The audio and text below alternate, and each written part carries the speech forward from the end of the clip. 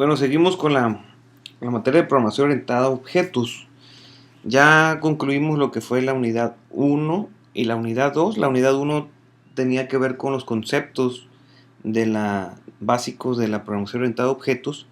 La unidad 2 tenía que ver con todos esos conceptos, cómo se hacen en un lenguaje de programación.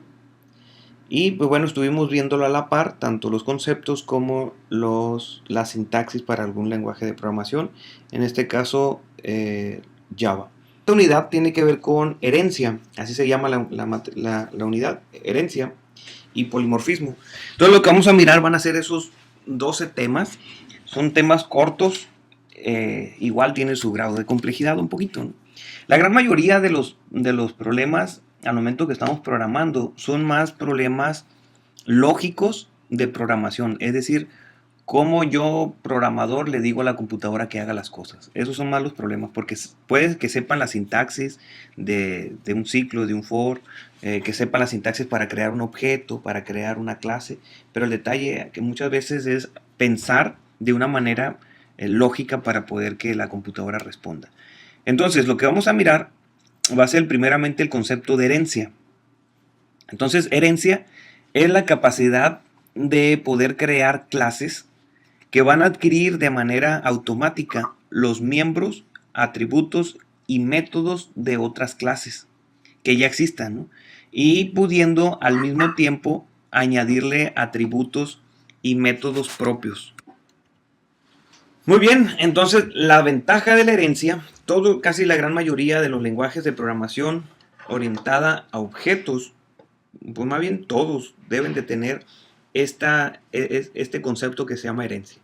Entonces la ventaja de la herencia es que podemos reutilizar el código, y la otra es que al momento de utilizar herencia podemos darle un mantenimiento a las aplicaciones existentes.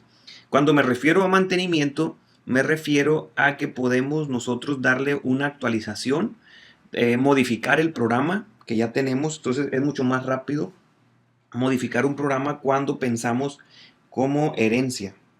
Y esas son las dos principales ventajas, ¿no?, que tenemos en la herencia, sobre todo la reutilización del código. Y siempre hay una modificación de nuestro programa, entonces al momento de utilizar herencia es mucho más rápido hacer esa modificación. Vamos a mirar lo que son la nomenclatura de las reglas.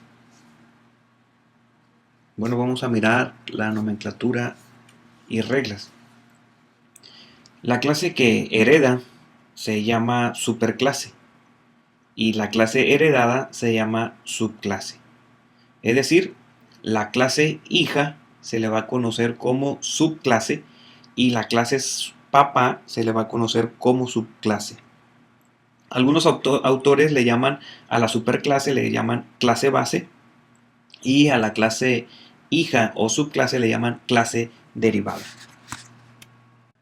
Muy bien, ya con ese tipo de conceptos es necesario también tener o revisar reglas. Cabe destacar que las reglas que vamos a mirar son exclusivamente para el lenguaje de programación de Java. Habrá otros lenguajes de programación que estas reglas se pierden, ¿no? Es decir, que tienen otras reglas al momento de hacer herencia. Por ejemplo, en Java no está permitido la herencia múltiple, es decir, que una subclase no puede heredar a más de una clase. Es decir, esta subclase que yo tengo aquí, una subclase B, no puede tener dos papás. La clase B no puede tener dos papás. Clase A y clase X, ¿no? Eso no se puede hacer en Java. En C++ creo que sí se puede hacer. Se puede hacer que tengamos dos clases como papás y que tengamos una hija, ¿no?, que esa hija herede de esas dos. Pero en Java no está permitido la herencia múltiple. A eso es una regla de Java exclusivamente. Otra regla sería que sí es posible una herencia multinivel.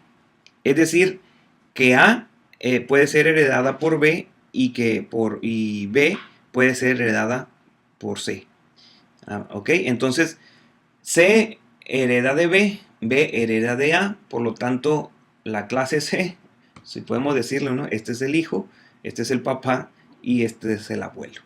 La clase hija viene siendo la clase C, la clase padre viene siendo la clase B y la clase abuelo viene siendo la clase A. Entonces, esto sí está permitido en Java. Se le conoce como herencia multinivel. De hecho, siempre hemos estado utilizando herencia, pero no sabíamos ese concepto. Ahorita les comento algo respecto de eso, ¿no? Entonces, otra regla.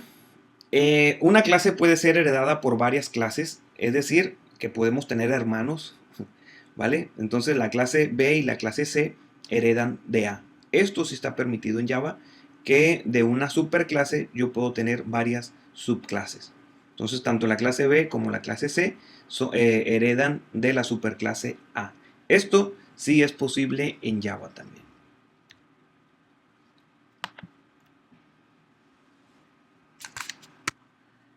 Bien, ¿cómo es que se lee una herencia? Bueno, supongamos que tenemos una subclase que se llama coche y tenemos una superclase que se llama vehículo. Entonces la manera como se lee, decimos que un coche es un vehículo. Un coche es un vehículo. Cuando lo representamos así de una manera gráfica de clases, o UML de clases, así es como lo ponemos, ¿no? Ponemos las subclases, la clase hija, y ponemos una flechita hacia arriba, vehículo. ¿Sí? Entonces así es como se lee, un coche es un vehículo. Aquí está la superclase y aquí está la subclase. Entonces, ¿cuál es la sintaxis para poder implementar lo que son las herencias? Bien, yo voy a tener, hasta aquí es lo que hemos visto, ¿no? La sintaxis para crear una clase. Entonces se pone el modificador de acceso, la palabra reservada class y el nombre de la clase. Pero para decir que tengamos una herencia, tenemos que poner la palabra reservada extends. Con la palabra reservada extends y ponemos el nombre de la superclase. Entonces aquí por eso puse el nombre de la subclase, la palabra reservada extends y ponemos el nombre de la superclase.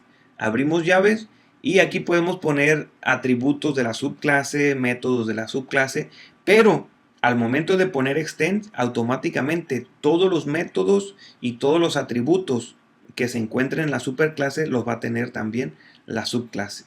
¿Ok? Hay algunas excepciones que lo vamos a mirar en unos temas más adelante para evitar que no se hereden ciertos atributos. Entonces, eso viene siendo lo que es la herencia.